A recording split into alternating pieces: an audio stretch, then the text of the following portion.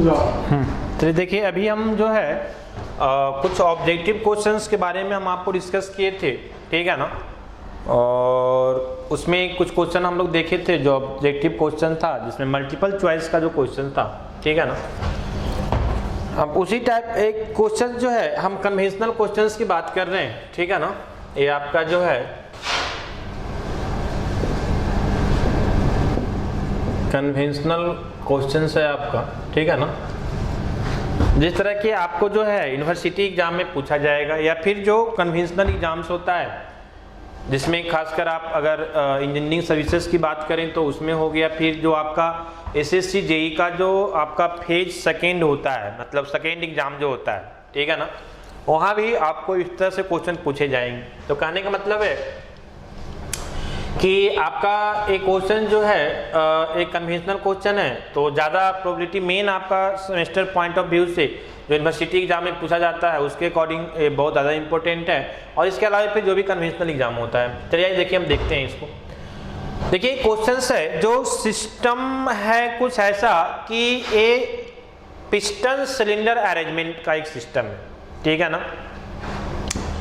अब piston cylinder arrangement का जो सिस्टम है उसमें कुछ स्टेटमेंट आपको दिया जा रहा है, कुछ स्टेटमेंट आपको बता रहा है, उसके अकॉर्डिंग आपको क्या है क्वेश्चंस को सॉल्व करना है। तो इस टाइप का क्वेश्चन जो कन्वेंशनल क्वेश्चंस होता है, जो थोड़ा सा कॉन्सेप्चुअल होता है, इस क्वेश्चंस में सबसे पहला इंपॉर्टेंट क्या है कि आपको क्वेश्चंस को समझना पड़ेगा, क्वेश्चंस क्या बोलना चाह रहा है। अगर कोई डायग्राम उसके रिलेटेड आप ड्रॉ कर सकते हैं, आपको लग रहा है कि क्वेश्चंस में कुछ ऐसा बोला जा रहा है जिसके अकॉर्डिंग एक डायग्राम या जिसको हम ड्रॉ कर लें जिससे हमको वहां पे हेल्प मिलेगा, तो ये सारा चीज आपको करना पड़ेगा, ठीक है ना। चलिए आइए देखते हैं हम लोग कैसे इसको सॉल्व करेंगे। चलिए देखिए पहले क्या बोल रहा है, बोल रहा है piston cylinder device contains 0.05 metre cube of a gas initially at 200 kilo pascal, है ना। कहने का मतलब है कि एक पिस्टन सिलेंडर डिवाइस है जो कुछ वॉल्यूम ऑफ गैस को कंटेन्स कर रहा है, दैट इज कितना 0.05 metre cube initially at 200 kilo pascal. जो स्टार्टिंग में इनिशियल में जो उसका प्रेशर है वो कितना है 200 किलो पास्कल है, प्रेशर दिया हुआ P1 का वैल्यू। चलिए आगे बढ़ते हैं। बोल रहा एट दिस स्टेट और linear spring which have a spring constant of 150 kilo newton per metre is just achieve the piston, है ना। देखिए यहाँ पे यही कंफ्यूज करेगा जो आपका स्प्रिंग का कॉन्सेप्ट दिया हुआ है, ये थोड़ा सा जो है आपको है ना कॉन्सेप्ट को ट्विस्ट करने का कोशिश करेगा, ठीक है ना। तो यहाँ पे क्या बोल रहा है कि एक स्प्रिंग है ना, eight this state a linear spring, एक लीनियर स्प्रिंग है which have spring constant of, उसका स्प्रिंग कांस्टेंट का वैल्यू दिया हुआ है।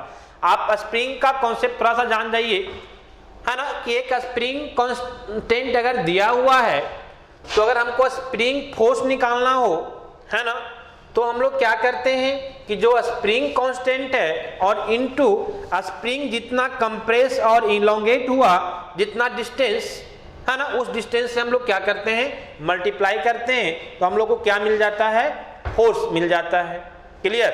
जैसे आप यहाँ पे आप डिस्टेंस से मतलब मीटर से मल्टीप्लाई करेंगे तो ये किलो न्यूटन पर मीटर है, तो मीटर मीटर क्या हो जाएगा कैंसिल हो जाएगा, क्या बचेगा किलो न्यूटन। न्यूटन किसका होता है यूनिट, फोर्स का होता है, तो वहां से हमको क्या मिल जाता है फोर्स मिल जाता है। क्लियर है ना। Is just achieve the piston, बस वो पिस्टन पे लगा हुआ है, समझ रहे हैं ना, वो पिस्टन पे बस लगा हुआ है। कहने का मतलब आप देखते होंगे कि स्प्रिंग जो है एक अपना इनिशियल पोजीशन में होता है, अब वहां पे अगर आप उसको प्रेस करेंगे तो कंप्रेस होगा और उसको खींचेंगे तो इलोंगेट होगा। क्लियर है ना। तो अभी जो पहला कंडीशन में है वो आपको ये जो स्टेटमेंट बोलना चाह रहा है कि जस्ट अचीव द पिस्टन, बस पिस्टन में लगा हुआ है, नो तो अभी वो इलोंगेट हुआ है और ना ही अभी क्या हुआ है कंप्रेस हुआ है, बस वो आपका लगा हुआ है वहां पे। चलिए आइए देखिए यहाँ पे, हाँ यहाँ पे लिख दिया है बट एग्जर्टिंग नो फोर्स, है ना, exerting no force on it, बोल रहा वहां पे लगा हुआ है लेकिन कोई फोर्स एग्जर्ट नहीं कर रहा है। नेक्स्ट बोल रहा है heat is transfer to the gas. अब जो है वो गैस में कुछ हीट को ट्रांसफर किया जा रहा है, heat is transfer to the gas causing the piston to rise, जिसके कारण पिस्टन क्या हो रहा है, राइज हो रहा है, and to compresses the spring, और स्प्रिंग क्या हो रहा है, कंप्रेस हो रहा है, किसके कारण, जो हीट सप्लाई किया जा रहा है उसके कारण। चलिए आइए, Until the volume inside the cylinder doubles, वो कब तक राइज कर रहा है पिस्टन, जब तक कि उसका सिलेंडर का वॉल्यूम जो है ना, inside volume inside the cylinder जो है वो क्या हो जाए, डबल हो जाए। मतलब इनिशियल में जो पोजीशन पे था वो फिर क्या हो गया, डबल हो गया, तब तक वो क्या कर रहा है, राइज कर रहा है। अब आइए नेक्स्ट बोल रहा है if cross sectional area of the piston, piston का cross sectional area 0.25 metre square, then find, पहला में फाइंड करना है final pressure of the gas in the cylinder, और सेकेंड में फाइंड करना है work done by the gas. Clear है ना, दो पॉइंट आपको निकालना है, एक तो फाइनल प्रेशर निकालना है। फाइनल प्रेशर का मतलब क्या हुआ कि जब आपका सिलेंडर का वॉल्यूम इनिशियल में पहले कुछ था, फिर क्या हो गया, डबल हो गया, तो डबल होने के बाद जो प्रेशर रहेगा सिस्टम में, गैस का जो प्रेशर डिफाइंड होगा वो फाइनल प्रेशर कहलाएगा। क्लियर। और दूसरा बोल रहा है कि work done by the gas, work done by the gas का मतलब क्या हुआ कि जब आपका हीट सप्लाई कर रहे हैं तो पिस्टन राइज कर रहा है, और वो आपका जो स्प्रिंग लगा हुआ था, स्प्रिंग भी क्या हो रहा है, कंप्रेस हो रहा है, तो पिस्टन का राइज करना और स्प्रिंग का कंप्रेस करना, ये दो वर्क हो रहा है जो गैस के द्वारा, गैस को एक्सपेंड करने के कारण ही हो रहा है, इसीलिए बोल रहा है work done by the gas, है ना। तो वो आपको है ना पिस्टन को राइज करने में और स्प्रिंग को, पिस्टन को राइज करने में और स्प्रिंग को जो है वो कंप्रेस करने में कितना वर्क करना पड़ रहा है गैस के द्वारा, वो आपको सेकेंड में निकालना है। चलिए आइए देखिए, समझते हैं थोड़ा सा डायग्राम से, है ना। हम क्या बोले कि अगर डायग्राम का रिक्वायरमेंट होगा तो हम लोग उसके हेल्प थोड़ा सा लेंगे, है ना। क्या बोल रहा है समझिए, बोल रहा है कि आपको जो है एक पिस्टन सिलेंडर अरेंजमेंट है ना, एक आपका ये आपका सिलेंडर है,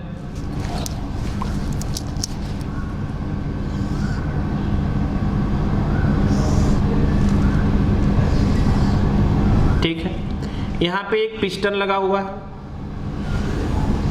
ठीक है, यहां पे जो है एक पिस्टन लगा हुआ है और इसमें क्या भरा हुआ है, कुछ गैस भरा हुआ है। हम पहले भी इस तरह का एग्जांपल आपको दिए हैं जब हम थ्योरी पढ़ा रहे थे। इसमें जो है आपका कुछ गैस भरा हुआ है, ठीक है ना। देखिए क्या बोल रहा है कि इनिशियली जो है वो कितना वॉल्यूम कंटेन कर रहा है, इसमें जो सिस्टम का वॉल्यूम है ना, इसमें जो सिस्टम का वॉल्यूम है वो कितना है, तो 0.05 मीटर क्यूब। कहने का मतलब अभी जो इनिशियल स्टेट, पहला स्टेट है, तो यहाँ पे हम बोल सकते हैं कि जो V1 का वैल्यू है 0.05 मीटर क्यूब। क्लियर है ना। ओ यहाँ पे प्रेशर बोल रहा है इनिशियली है इतना किलो पास्कल, तो यहाँ पे प्रेशर भी दिया हुआ है, मतलब P1 का वैल्यू भी दिया हुआ है ना। तो इस केस में आपका P1 का भी वैल्यू यहाँ पे कितना है, तो ये आपका 200 किलो पास्कल दिया हुआ है। क्लियर है ना। और कुछ अभी इतना ही यहाँ तो समझ में आ रहा है। बोला eight this state the linear spring which have a spring constant of this one, ठीक है ना। तो स्प्रिंग कांस्टेंट को हम लोग जनरली के से डिनोट करते हैं, है ना। स्प्रिंग कांस्टेंट को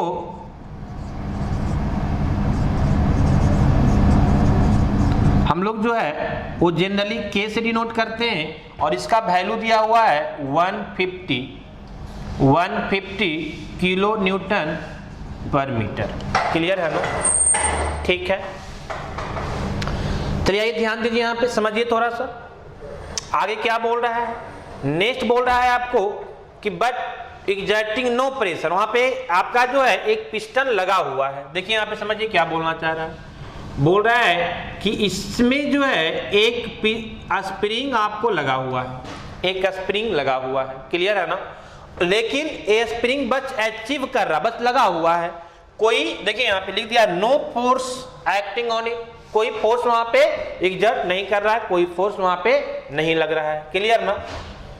उसके बाद बोल रहा है कि अब यहाँ पे हीट सप्लाई किया जा रहा है। समझिए यहाँ पे क्या बोल रहा है ना। नेक्स्ट यहाँ से बोल रहा है कि कॉजिंग पिस्टन, हाँ, heat is transfer to the gas. अब जो है यहाँ पे गैस में जो है वो हीट ट्रांसफर किया जा रहा है ना।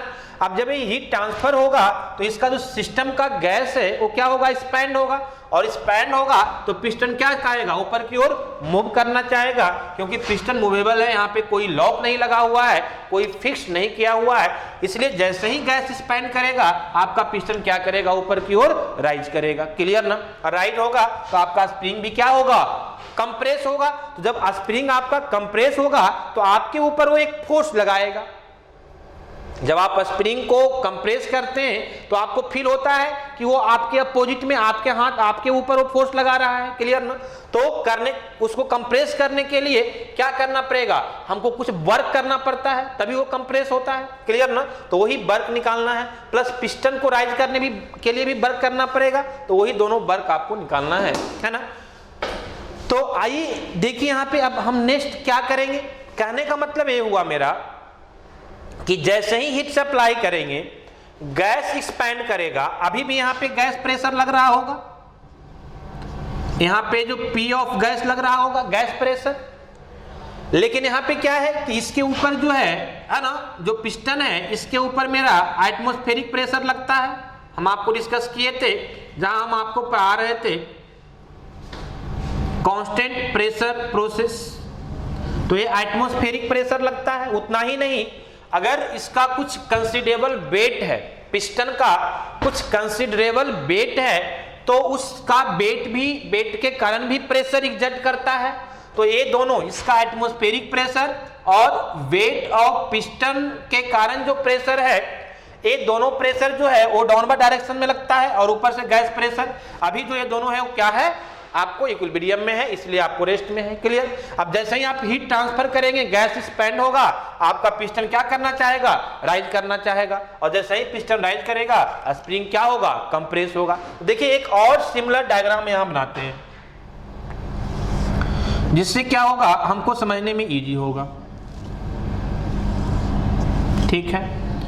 अब सपोज दैट कि ये जो मेरा पिस्टन है, यहाँ पे ये जो मेरा पिस्टन है, ये अब गैस हीट ट्रांसफर करने के कारण एक्सपैंड होकर कुछ राइज हो गया, गैस को एक्सपैंड होने के कारण। तो सपोज दैट कि ये जो है आपका यहाँ पे राइज होकर आ गया, पिस्टन जो है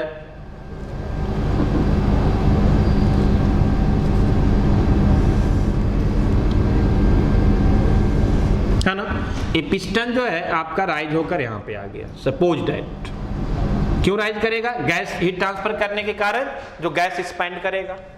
अब जो पहले आपका पिस्टन यहाँ पे था, अब आपका पिस्टन यहाँ पे आ गया, तो एक कुछ डिस्टेंस ट्रेवल किया, मतलब है ना, डिस्प्लेस हुआ। ए मान लिया जाए कि आपका एक्स डिस्टेंस गया। कितना डिस्टेंस गया, एक्स डिस्टेंस गया। क्लियर है ना। अब आपको बोला जा रहा है कि एक कब तक हीट ट्रांसफर करना है, जब तक कि ये आपका डबल ना हो जाए। मतलब पहले जो V1 था वो 2 टाइम्स हो जाएगा। क्लियर है ना। तो कहने का मतलब आप यहाँ पे लिख सकते हैं कि आपका V2 क्या होगा, 2 ऑफ V1 होगा, ऐसे नो, जब तक डबल हो जाए। अब एक फाइनल कंडीशन आ गया। अब यहाँ भी आपका जो है ये लग रहा होगा, गैस होगा, तो इसके ऊपर तो गैस प्रेशर अभी भी लगेगा, प्रेशर ऑफ गैस। इसके ऊपर जो एटमॉस्फेरिक, एक तो पहले स्प्रिंग कंप्रेस होके कुछ आया होगा, पहले हम स्प्रिंग को दिखा लेते हैं। ये मान लिया आपका स्प्रिंग है। सिमिलरली यहाँ पे आपको जो है, जो लग रहा था एटमॉस्फेरिक प्रेशर, ये भी लग रहा होगा। हम क्या बोले कि अगर इसका हम वेट कंसीडर करते हैं तो इसका वेट के कारण भी कुछ प्रेशर एग्जर्ट करेगा, पिस्टन के वेट के कारण। अब चूंकि आपका कंप्रेस हुआ स्प्रिंग, तो आप जब उसको कंप्रेस करना चाहेंगे तो आपके ऊपर भी प्रेशर लगाएगा, है ना। तो स्प्रिंग प्रेशर भी यहाँ पे लग रहा होगा, स्प्रिंग फोर्स के कारण। जहां भी फोर्स है तो फोर्स पर यूनिट एरिया आपको प्रेशर देगा। तो स्प्रिंग फोर्स को हम कैसे लिखते हैं, एफएस से लिखते हैं ना। तो कहने का मतलब यहाँ पे स्प्रिंग प्रेशर हम लिख रहे हैं पीएस। पीएस का मतलब spring pressure. Clear. Atmospheric pressure और ये आपका स्प्रिंग प्रेशर। क्लियर है ना। अब जो है ये यहाँ पे आकर आपको कुछ इस तरह से डिफाइंड हो गया, है ना। आप देखिए यहाँ पे ध्यान दीजिए, ये इमेजिनरी, ये पहले का है, है ना, पहले का वॉल्यूम ए था, अभी का वॉल्यूम ए है। आप कंफ्यूज मत कीजिएगा, ये हम मान के चलेंगे कि 2 टाइम्स हो गया, जितना पहले था उतना फिर से हो गया। क्लियर है ना? चलिए आइए देखिए, ध्यान दीजिए यहाँ पे, समझिए।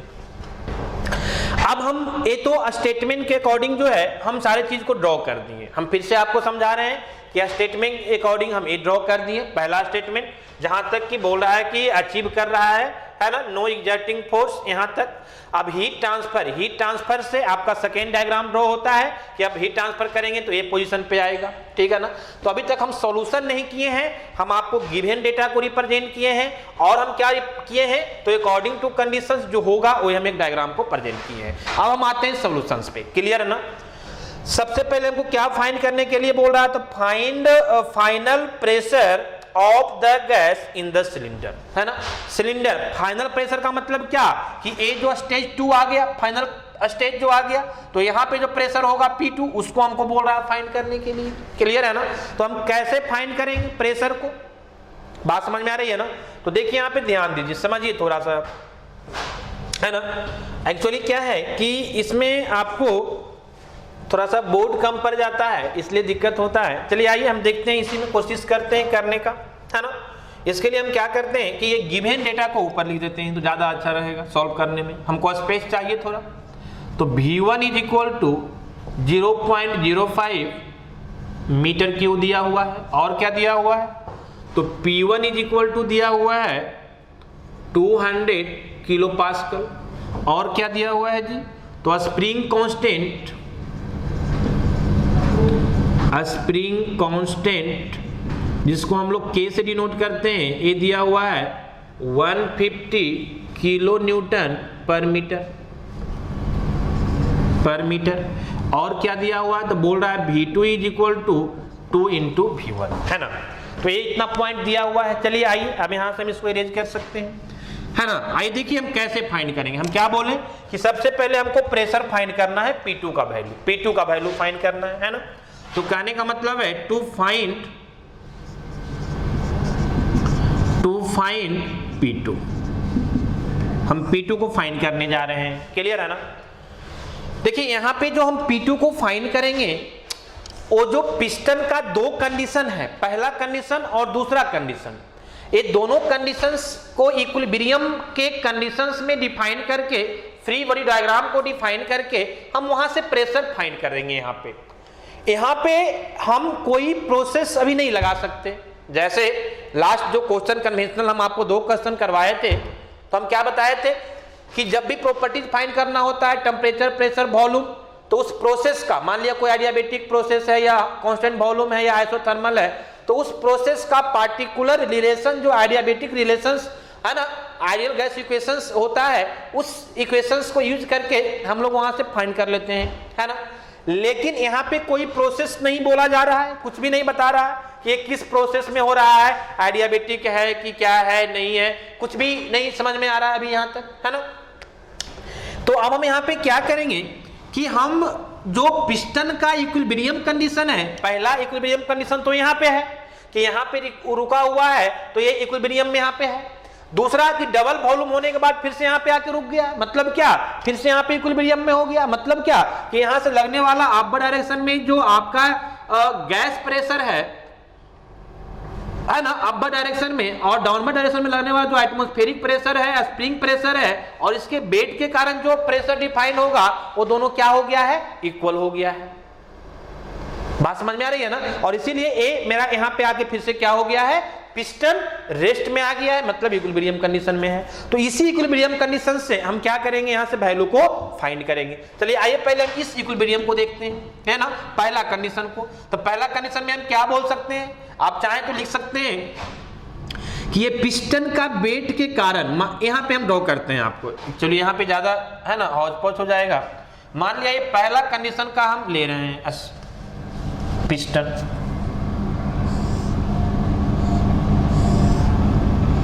ये आपका पिस्टन है ना, ये आपका पिस्टन है, एक कंडीशन 1 का है, फर्स्ट कंडीशन का।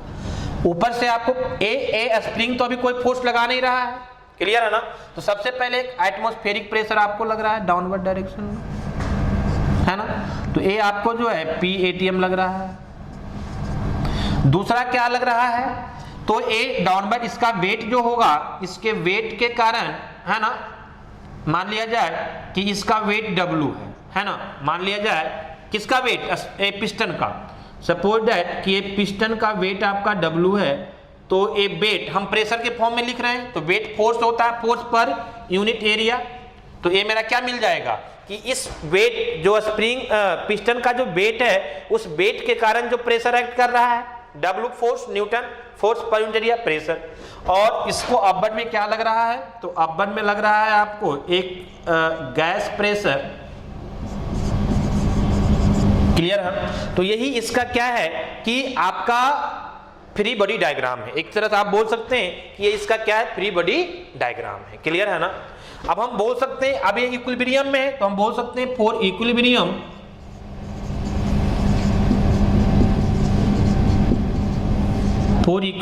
हम लोग लिख सकते हैं क्या कि डाउनवर्ड में लगने वाला और अपवर्ड में लगने वाला फोर्स क्या है, सेम है। तो डाउनवर्ड में क्या क्या लग रहा है, तो P ATM plus this one, तो ए हो जाएगा P ATM plus weight upon area is equal to P of gas, clear है ना। अब देखिए यहाँ पे A P of gas initial conditions का है, मतलब इनिशियल कंडीशन में पी क्या है, P1 है, तो ये P1 के बराबर आप बोल सकते हैं ना। तो कहने का मतलब है कि ए आपका हो जाएगा कि पी एटीएम जो है plus weight upon area is equal to P1 के बराबर, मतलब कितना, P1 के बराबर क्यों हम बोल रहे हैं, क्योंकि हम पहला इनिशियल कंडीशंस का ले रहे हैं, और इनिशियल कंडीशन में जो प्रेशर एक्ट कर रहा है दैट इज 200 किलो पास्कल, है ना। तो हम बोल सकते हैं that is equal to 200 kilo pascal, है ना। सपोज दैट कि मेरा इक्वेशन नंबर क्या है, 1 है। बात समझ में आ रही है। अब आइए सेकेंड, ठीक है, अगर हम बात करें सेकेंड का, सेकेंड कंडीशंस में, है ना, हमको निकालना क्या है, P2 निकालना है। लेकिन हम P2 निकालने का मेरा प्रोसीजर यही है, समझ में आ रही है ना, क्योंकि यहाँ कोई प्रोसेस हमको अभी बोला नहीं है कि हम उस प्रोसेस का आइडियल गैस इक्वेशंस को यूज कर ले और वहां से हम निकाल लें, समझ रहे हैं ना। तो ये एक बेसिक कॉन्सेप्ट है जहां से हमको क्या करना पड़ेगा, फाइंड करना पड़ेगा। तो पहले तो हम पहला कंडीशन से, इक्विलिब्रियम के कंडीशन से एक इक्वेशंस निकालनी है, जो कि बहुत ईजी है। आइए सेकेंड कंडीशन को हम लेते हैं। तो ये मेरा सेकेंड कंडीशन है, मान लिया जाए कि ये जो पिस्टन मेरा है वो सेकेंड कंडीशन का है ना। अब इस पिस्टन पे हम अगर फ्री बॉडी डायग्राम दिखाना चाहें तो कैसे दिखाएंगे, तो इस पे क्या क्या लग रहा है, तो फिर से आपका गैस प्रेशर, लेकिन ये अब क्या होगा, P2 होगा। यहाँ पे जो गैस प्रेशर होगा यही आपका क्या है, P2 का वैल्यू है। क्यों, क्योंकि ये इनिशियल पहला कंडीशन में है और ये आपका सेकेंड फाइनल कंडीशन का है, तो यही आपका P2 का वैल्यू होगा। तो यहाँ से जो है आपका एक गैस प्रेशर लग रहा है, फिर से आपका ये एक गैस प्रेशर है जो आपको क्या कहलाएगा, P2 कहलाएगा, क्लियर है ना। इसके ऊपर एटमॉस्फेरिक तो लगेगा ही लगेगा, तो इसके आपको जो है एक ऊपर से जो है P ATM तो लगेगा ही आपका, क्लियर है ना। स्प्रिंग प्रेशर भी लग रहा है तो आपका स्प्रिंग प्रेशर भी लगेगा, और इस बेट का कारण यहाँ भी बेट डिफाइंड होगा, तो ये पिस्टन के बेट के कारण जो है एक आपका डाउनवर्ड डायरेक्शन में लगेगा, और वो कैसे लिखते हैं, तो वेट पर यूनिट एरिया, क्योंकि प्रेशर के फॉर्म में सारा है तो इसको हम प्रेशर के फॉर्म में लिख रहे हैं। तो ये आपका फ्री बॉडी डायग्राम है कंडीशन सेकंड का, है ना। अब यहाँ से फिर से आप अगर देखें तो यहाँ पे आके फिर से इक्विलिब्रियम में है, तो इक्विलिब्रियम कंडीशन को आप फिर से यूज कर सकते हैं फॉर इक्विलिब्रियम, है ना। हम बार बार लिखेंगे नहीं, तो फॉर इक्विलिब्रियम हम लोग क्या बोलेंगे कि डाउनवर्ड डायरेक्शन में लगने वाला और अपर डायरेक्शन में लगने वाला फिर से क्या हो जाएगा, इक्वल हो जाएगा, दोनों सेम हो जाएगा। अपर डायरेक्शन में कौन सा लग रहा है, तो P2, डाउनवर्ड में कौन सा लग रहा है, तो P ATM स्प्रिंग प्रेशर और pressure of weight of piston, clear है ना। तो लिखिए इसको हम लिख सकते हैं इक्वेशंस को क्या, डाउनवर्ड डायरेक्शन में पहले P ATM प्लस कौन सा, स्प्रिंग प्रेशर और प्लस क्या, वेट के कारण,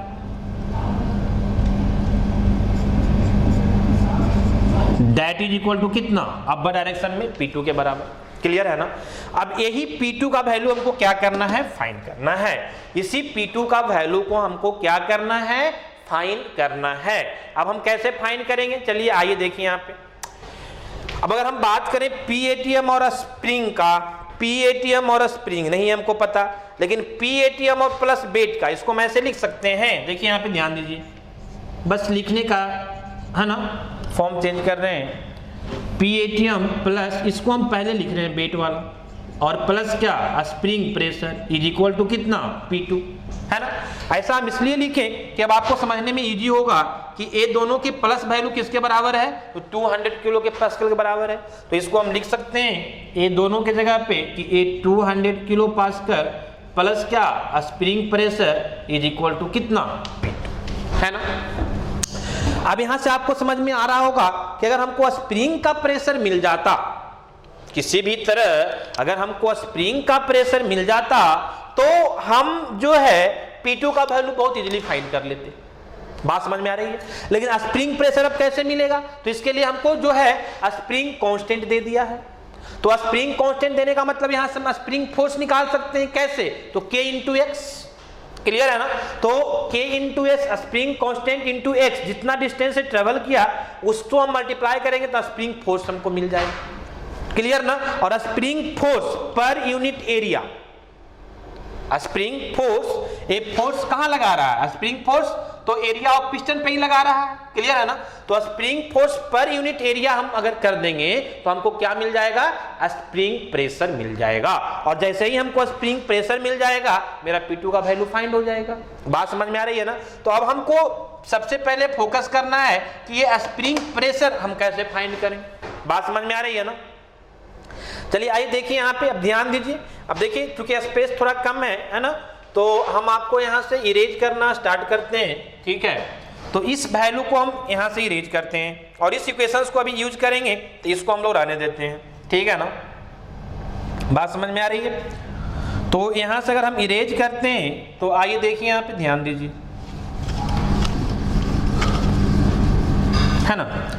इसको हम क्या लिख सकते हैं, तो हम क्या बोले कि हमको प्रेशर निकालना है। तो प्रेशर क्या होता है, फोर्स पर यूनिट एरिया। तो इसको हम लिख सकते हैं कि 200 plus spring force per unit area. तो हमको क्या मिलेगा, स्प्रिंग प्रेशर।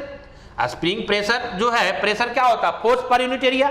तो ये स्प्रिंग प्रेशर है, तो स्प्रिंग प्रेशर को spring force per unit area हम लिख सकते हैं, क्लियर ना।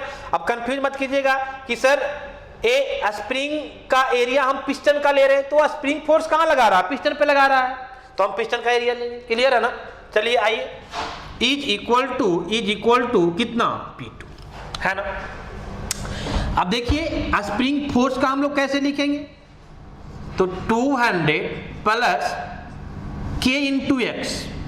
स्प्रिंग फोर्स क्या होता है, तो स्प्रिंग कांस्टेंट और इंटू जितना डिस्टेंस ट्रेवल किया K इंटू एक्स अपॉन कितना A is equal to P2, है ना। अब यहां तक हम लोग पहुंच गए हैं। अब देखिए यहाँ पे K का वैल्यू मेरा नोन है, K का वैल्यू नोन है, एरिया भी पिस्टन का दिया हुआ है। देखिए यहाँ पे area, piston area 0.25 metre square, है ना। तो आपका एरिया ऑफ पिस्टन भी दिया हुआ है, that is 0.25 metre square, clear है ना। तो एरिया जब दिया हुआ है तो एरिया भी नोन है आपका, K का वैल्यू नोन है, एक ही अननोन पैरामीटर डिफाइंड हो रहा है, दैट इज x, है ना। अगर x का वैल्यू फाइंड कर लेते हैं तो इजीली हम लोग P2 का वैल्यू क्या कर लेंगे, फाइंड कर लेंगे, है ना। We can calculate the value of P2 if we have value of x। अगर हम लोग के पास x का वैल्यू है तो हम लोग P2 का वैल्यू इजीली फाइंड कर सकते हैं। तो अब हमको फोकस करना है कि हम x का वैल्यू कैसे फाइंड करें। अब इसको आप यहीं पे रहने दीजिए क्योंकि यहां से आगे नहीं बढ़ सकते हैं। बात समझ में आ रही है ना। अब यहां से आगे हम तब तक नहीं बढ़ सकते P2 फाइंड करने के लिए जब तक कि हमको x का वैल्यू ना फाइंड हो जाए। अब x का वैल्यू हम कैसे फाइंड करें, अब इस पे हमको सोचने की जरूरत है। चलिए आइए देखते, है ना। अब x कहां है जी, x यहां पे है, क्लियर है ना। तो यहां से क्या कुछ रिलेशंस हम निकाल सकते हैं, हम निकाल सकते हैं क्या, देखिए यहां पे समझिए।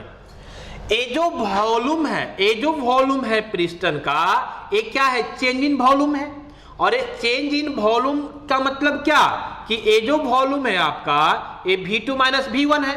V2 ये पूरा वॉल्यूम हो गया, फाइनल वॉल्यूम V2, और माइनस इनिशियल ये V1 हो गया, ये V1 हो गया। तो ये पूरा V2 और माइनस ये V1, तो ये मिल जाएगा V2 माइनस V1, है ना। तो ये वॉल्यूम जो है ये मेरा V2 माइनस V1 है। अब ये V2 माइनस V1 जो वॉल्यूम है सिलेंडर का, इस वॉल्यूम को हम कैसे लिख सकते हैं? तो हम लिख सकते हैं कि cross sectional area of cylinder और इनटू हाइट लिख सकते हैं कि क्रॉस सेक्शनल एरिया, फिर से समझिए यहीं पे कॉन्सेप्ट है, this is the main point है ना, जो कि समझना है आप लोग को। हम फिर से बोल रहे हैं कि ये V2 माइनस V1 जो है ये चेंज इन वॉल्यूम है। चेंज इन वॉल्यूम को हम V2 माइनस V1 लिख सकते हैं, ऑब्वियस सी बात है लिख सकते हैं।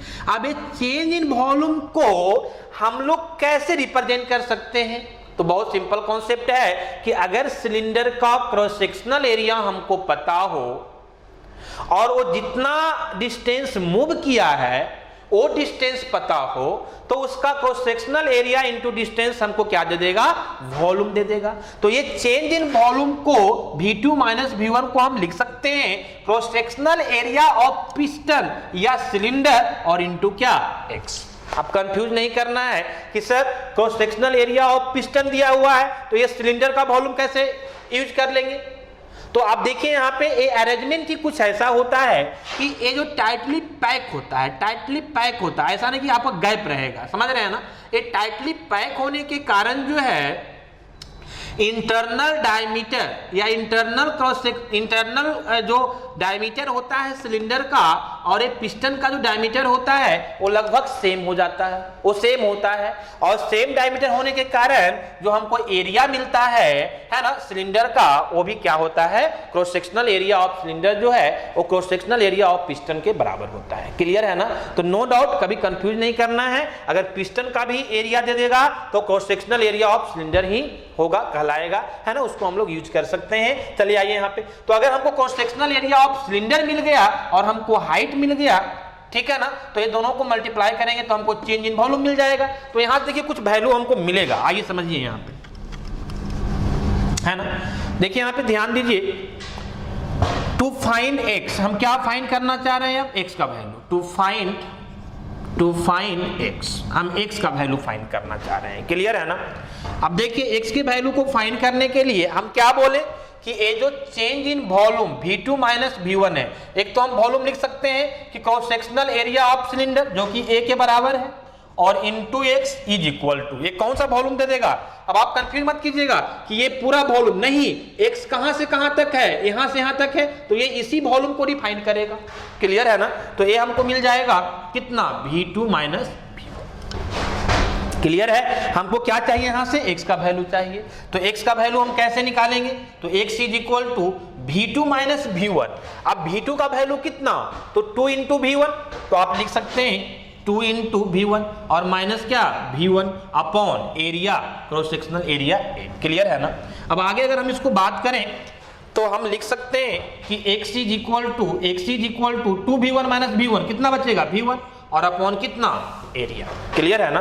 तो अब V1 का भी वैल्यू हमको पता है 0.05, एरिया भी पता है 0.25, दोनों का वैल्यू पुट करेंगे हमको किसका वैल्यू मिल जाएगा? x का वैल्यू मिल जाएगा। तो यहां से हम चाहेंगे तो निकाल सकते हैं x is equal to, A value आपका दिया हुआ 0.05 और दिस इज 0.25, आप इसको सॉल्व करेंगे तो x इज इक्वल टू मिलेगा 0.2 मीटर। कितना मिलेगा आपको? 0.2 मीटर। तो x का वैल्यू जो आपको आ जाएगा दैट इज 0.2 मीटर। अब देखिए x का वैल्यू हमको फाइंड हो गया। अब हम इसको मान लीजिए इक्वेशन नंबर 2, यहाँ पे हम एक 1 माने थे, इसको मान लीजिए 2, है ना? तो इजी होगा सॉल्व करने में। अब इक्वेशन 2 में हम x का वैल्यू पुट कर देंगे तो हमको P2 मिल जाएगा, इजीली मिल जाएगा। क्लियर है ना? चलिए आइए यहाँ पे ध्यान दीजिए, अब इसको तो आप लिख चुके होंगे। देखिए यहाँ पे हमको x का वैल्यू कितना आ गया है? x इज इक्वल टू आ गया है 0.2 मीटर, 0.2 मीटर। तो हम बोल सकते हैं कि putting the value of x